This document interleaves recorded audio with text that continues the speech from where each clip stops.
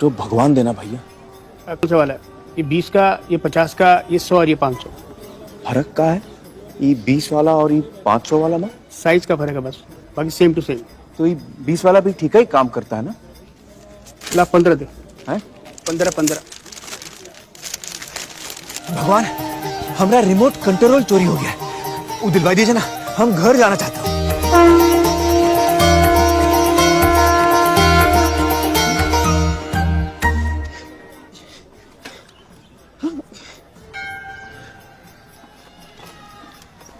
भाई साहब, ये भगवान का बैटरिया खत्म हो गई है का? थोड़ी की देर चले फिर लुट। क्या मतलब नया बैटरी लगा दो, किधर लगता है? लगाओ। अरे भैया, इसमें बैटरी नहीं पड़ती। तो काम काहे नहीं कर रहा है?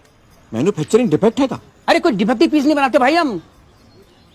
ये भगवान को आप बनाया? जी हाँ, अपने इन हाथों से। आप भगवान को बनाया कि भगवान आपको?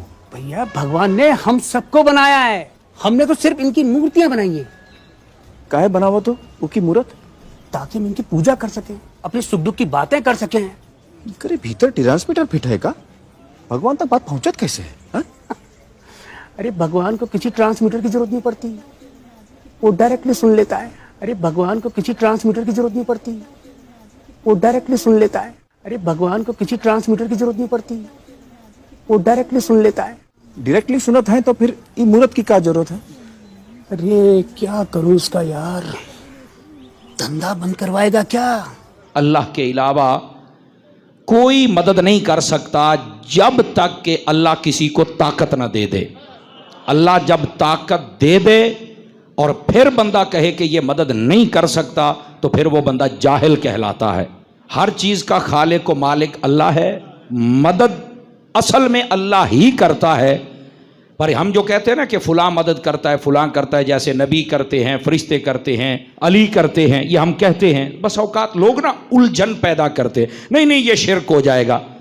मैंने कहा फ़र्क ये है कि जब आप किसी को मददगार कह रहे हैं, क्या खुदा समझ के कह रहे हैं? कहा जी नहीं। तो मैंने कहा फिर शिरक काहे का? उलझन ये पैदा की जाती है, नहीं जी वो बंदे, वो अफराद, वो हस्तियाँ, वो बुज़ुर्ग जो कब्रों में तशरीफ़ ले गए, उनसे मदद क्यों मांगते हैं? ये आपका शौक़ भी शेख मुहक्किक ने पूरा कर दिया है। वो फरमाते हैं, सवाल उठाया कि अल्लाह का वली जब तक ज़िंदा होता है तब तक मदद करता है या फिर कब्र में चल के भी वो कर सकता है? आपने जो जवाब दिया ज़रा हौसले वाला बंदा सुने। आप फरमाते हैं वली जब तक ज़िंदा रहता है वो तब भी मदद करता है, जब कब्र में चला जाए अल्लाह की अता से तब भी करता है, लेकिन दुनिया में रह के वो मदद थोड़ी करता है, कब्र में जाके ज्यादा करता है। उस शख्स के साथ अपनी निस्बत मजबूत कर लें जिसकी कब्र मदीने में है, सल्लल्लाहु अलैहि व आलिहि वसल्लम।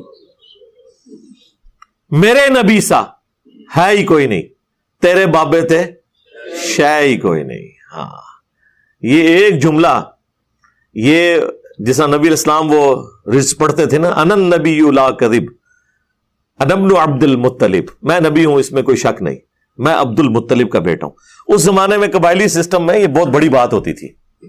अब्दुल मुत्तलिब ज़ाहिर है वो मक्के के सरदार थे, और फिर अब्दुल मुत्तलिब वो शख्सियत थे जिन्होंने अबरा से कहा था कि मेरे ऊंट तो वापस करना काबा जिसका है वो खुद हिफाजत करेगा। हाँ, फिर रसूलुल्लाह को जचता है कि अपने उस दादा के ऊपर फख्र करें कि मैं अब्दुल मुत्तलिब का बेटा हूं, मेरा रब पे ऐसा यकीन है, मैं उस अब्दुल मुत्तलिब का पोता हूं कि जिसने अबरा से कहा था कि मेरे ऊंट तो मुझे वापस कर। काबे की हिफाजत अल्लाह ताला खुद करेगा, क्योंकि दुनिया को तो अल्लाह ने असबाब के साथ जोड़ा हुआ है ना। दुनिया में तो आपने अपने लिए एफर्ट पुट करनी है, और फिर अल्लाह ताला ने हिफाजत करके दिखाई, और वो ऐसी हिफाजत की अल्हम्दुलिल्लाह कि उस साल को यादगार अल्लाह ने बनाया, क्योंकि उस साल फिर रसूलुल्लाह की पैदाइश हुई। और अरब के लोग किसी की पैदाइश को सन के एतबार से याद नहीं रखते थे, बल्कि इवेंट्स के एतबार से याद रखते थे कि यह शख्स फला मौके पे पैदा हुआ। उसे कहा जाता था आमुल फील, हाथियों वाला साल, जिस साल हाथी हलाक हुए थे। तो नबी इस्लाम आमुल फील वाले साल पैदा हुए, 571 ईस्वी। ये तो हमने फिर बाद में कैलकुलेशन की है ना, ईस्वी तो उनके यहां राइज ही नहीं थी, ज़ाहिर है अरब के लोगों के ऊपर तो اس سرزمین پہ تو رومنز کی حکومت نہیں تھی. ان کا زیادہ تر واسطہ جو ہے وہ پرشینز کے ساتھ پڑتا تھا, اور وہ بھی لوٹ مار کی حد تک تھا. قبضہ نہیں تھا پرشینز کا بھی عرب کی سرزمین کے اوپر. یہ انڈیپینڈنٹ تھے, قبائلی تھے. ظاہر ہے ان کو کس طریقے سے وہ اپنے انڈر کر سکتے تھے. جس طرح اب افغانستان کے اوپر آگے کوئی حکومت کرے تو وہ اپنے بیڑا غرق کرے گا نا. وہ آپس میں ایک دوسرے کے ساتھ کٹھے نہیں ہیں, اور باہر کی حکومت کو کیا انہوں نے قبول کرنا ہے. طوائف الملوکی, یعنی آپ نے ماڈرن دور میں اگر عرب کو سمجھنا ہے تو آپ یہ افغانستان کو دیکھ لیں, اور پھر آپ دیکھیں گے اللہ تعالیٰ نے ایک شخص ایسا بھیجا ہے کہ اس نے کس طریقے سے ان سب کو ایک جھنڈے کے نیچے جمع کر کے اور دنیا کی دونوں سپر پاورز الٹوا دی ہیں, رومنز کو اور پرشینز کو. تو یہ بہت غیر معمولی کام ہوا ہے. تو اللہ کے محبوب صلی اللہ علیہ وآلہ وسلم کی پیدائش کا وہ سال اللہ تعالیٰ نے یادگار بنا دیا. ابھی ایک فلم آئی ہے محمد کے نام سے صلی اللہ علیہ وآلہ وسلم. ابھی یوٹیوب پہ انہوں نے 2-3 ہفتے پہلے ہی اسے نا اردو ڈبنگ کے ساتھ اپلوڈ کیا ہے. ایران والوں نے وہ فلم بنائی تھی, اور وہ انگلش میں بھی آ چکی ہوئی ہے, اور اردو زبان میں چند ایک کلپس پہلے آئے تھے, اب پوری آ گئی ہے. ویسے وہ آپ لوگ فلم ضرور دیکھیں, کیونکہ ابھی تازہ تازہ اپلوڈ ہوئی ہے, تو وہ یوٹیوب کی نا سجیشن میں آ رہی تھی. اس میں انہوں نے نبی علیہ السلام کی پیدائش سے پہلے کے کچھ واقعات, پھر آپ کا بچپن کا پورشن جو ہے نا وہ فلم آیا ہے, جو یعنی مختلف قسم کے معجزات ہوئے نبی علیہ السلام کی پیدائش کے وقت غیر معمولی. اس میں جو ابراہ کا لشکر تباہ ہوا تھا وہ انہوں نے سین فلمایا ہے. کمال, آپ کو اس جگہ پہنچا دیا. یہی تو ٹیکنالوجی کی برکت ہے آج کل لیٹسٹ, کہ وہ اس طریقے سے آپ کو وہاں تک لے جاتے ہیں. اور ایک یعنی میں سمجھتا ہوں ماڈرن ایج میں لوگوں تک بات پہنچانے کی ایک اچھی کوشش ہے وہ. جب بھی کوئی اس طرح کی کوئی ویڈیو, کوئی ڈاکومنٹری آتی ہے تو میں کوشش کرتا ہوں اسے ایک دفعہ ضرور اپنے پلیٹ فارم سے ڈسکس کروں. اور اس کی ریزن یہ ہوتی ہے کہ ہمارے نوجوانوں کی اکثریت تو ہالی ووڈ یا بالی ووڈ کی فلمیں یا سٹیج ڈرامے دیکھ کے رات کو سوتی ہے. تو ایک دن یہ بھی ایفرٹ پٹ کر کے اس کو بھی ذرا دیکھ لے, کم از کم اسلام کا تو تعارف اسے ہو. بڑے صحیح طریقے سے انہوں نے ان تمام واقعات کو فلمایا ہے, اور پھر آپ کو یہ بھی پتا چلے گا کہ کس سرزمین کے اندر, کس طرح کے لوگوں کے اندر اللہ تعالیٰ نے اپنے پیغمبر صلی اللہ علیہ وآلہ وسلم کو مبعوث کر کے اور کتنا غیر معمولی انقلاب برپا کیا.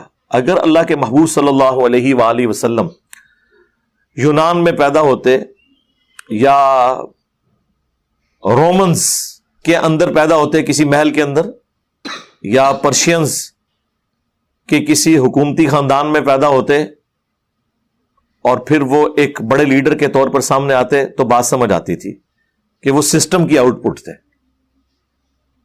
لیکن عرب کے وہ گنوار لوگ جو پانی پینے اور پلانے کے اوپر کئی سال تک جنگ لڑے اور خاندانوں کے خاندان قتل ہو جائیں, اس طرح کے گنوار لوگوں میں, اور ان پڑھ امی, انہیں امی کہا جاتا تھا, جاہل, نہ کسی پیغمبر سے واقف, نہ کسی شریعت سے واقف. ابراہیم علیہ السلام کو بھی اپنے جد امجد کے طور پر وہ جانتے تھے, پیغمبر کے طور پر نہیں, کیونکہ ظاہر حضرت ابراہیم ہی ان کے پرکھ تھے نا, آباء و اجداد. یعنی حضرت ابراہیم علیہ السلام نے آ کے شہر مکہ آباد کیا تھا. جس طرح یہاں پہ بھی ہمارے وہ ایک ایکس پرائم منسٹر صاحب کہتے تھے میں عبد القادر جیلانی کی اولاد میں سے ہوں, تو بس وہ اولاد ہونے کے اعتبار سے ہی لوگ اپنے آپ کو منسوب کر رہے تھے, باقی وہ حضرت ابراہیم علیہ السلام کے دین پہ نہیں چل رہے تھے. اکا دکا لوگ ہوں گے موحدین, باقی تو میجورٹی جو ہے وہ بت پرستی میں انوالو تھی. خانہ کعبہ کا طواف کرتے تھے, ظاہر ہے وہ نسل در نسل چل رہا تھا طواف کعبہ, حج بھی ہوتا تھا, لیکن اسی خانہ کعبہ کے اندر انہوں نے 360 بت رکھے ہوئے تھے. اچھا, اللہ کے نام سے بھی واقف تھے. یہاں پہ سب کانٹیننٹ مشہور ہے کہ جی وہ اللہ کو نہیں مانتے تھے. جناب اللہ کو مانتے تھے, وہ اللہ کو نہ مانتے ہوتے تو رسول اللہ صلی اللہ علیہ وآلہ وسلم کے والد محترم کا نام عبداللہ ہوتا رضی اللہ تعالیٰ عنہ علیہ السلام, اور کسی حد تک بعض لوگوں میں توحید بھی تھی. عبداللہ نام اس لیے رکھا ہے نا, اللہ کا کانسیپٹ تھا. ہاں وہ یہ کہتے تھے اللہ کے ساتھ یہ چھوٹے چھوٹے دیوتا بھی ہیں, سب آرڈینیٹس ہیں اس کے, چھوٹے آلیہ ہیں. وہ بڑا آلیہ ہے, یہ چھوٹے آلیہ ہیں. تو بھگوان دینا بھیا. کون سا والا ہے؟ یہ 20 کا, یہ 50 کا, یہ 100 اور یہ 500. فرق کا ہے یہ 20 والا اور یہ 500 والا نا. سائز کا فرق ہے بس, باقی سیم ٹو سیم. تو یہ 20 والا بھی ٹھیک ہے کام کرتا ہے نا. لاکھ 15 دے, ہیں 15. بھگوان ہمارا ریموٹ کنٹرول چوری ہو گیا ہے, وہ دلوائی دیجیے نا, ہم گھر جانا چاہتے ہیں.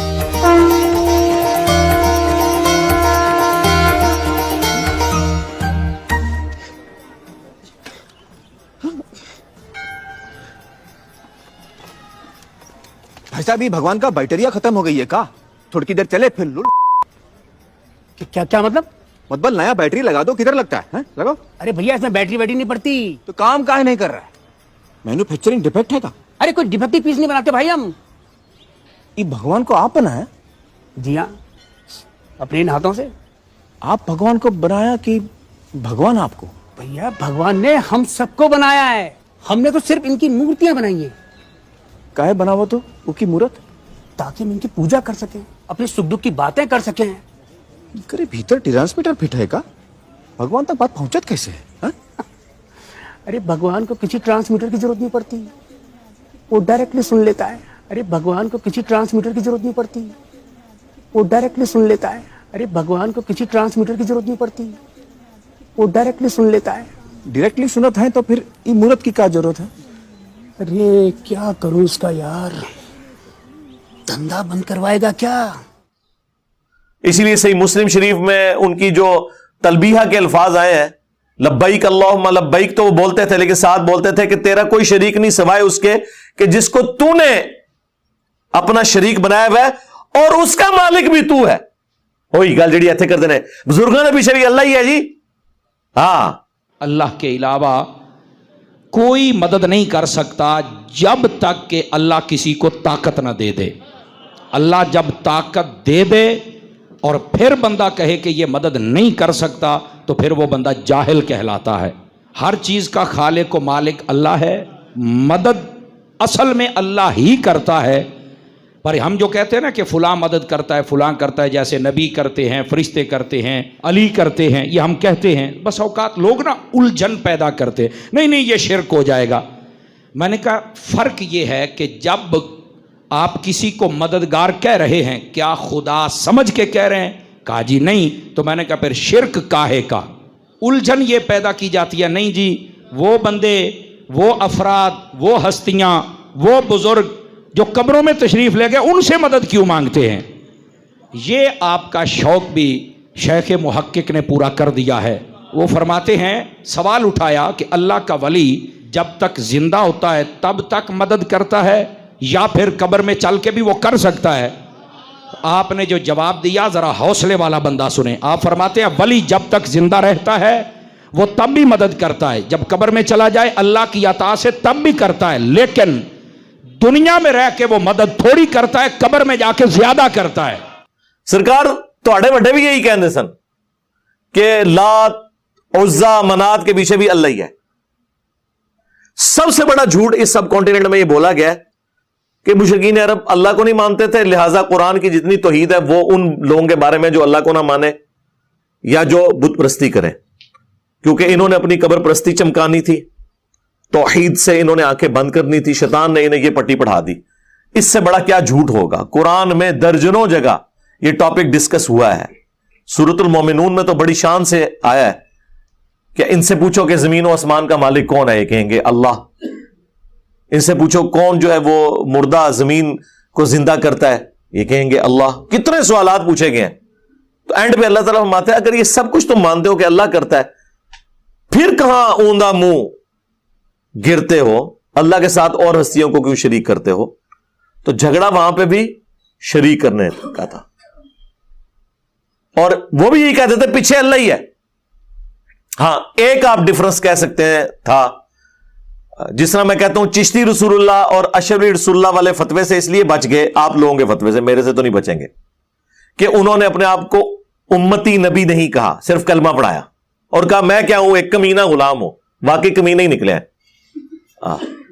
کمینہ غلام ہوں. اینڈ پہ یہ کر دیا.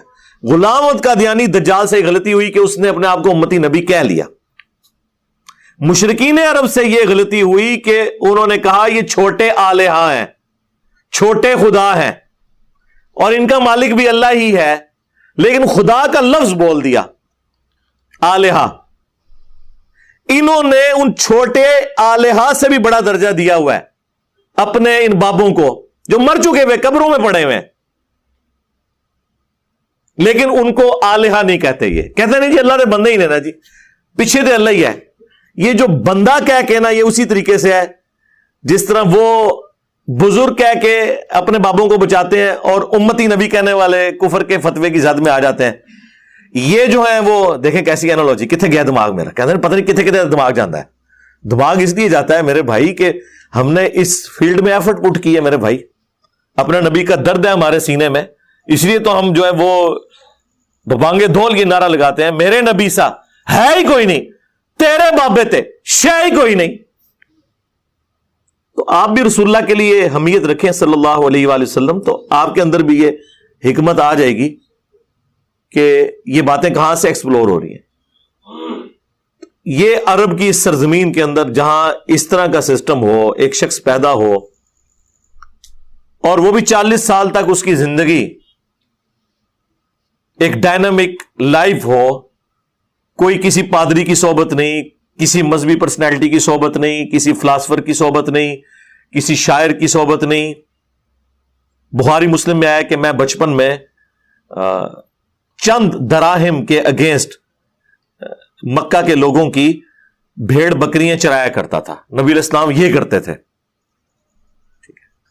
اور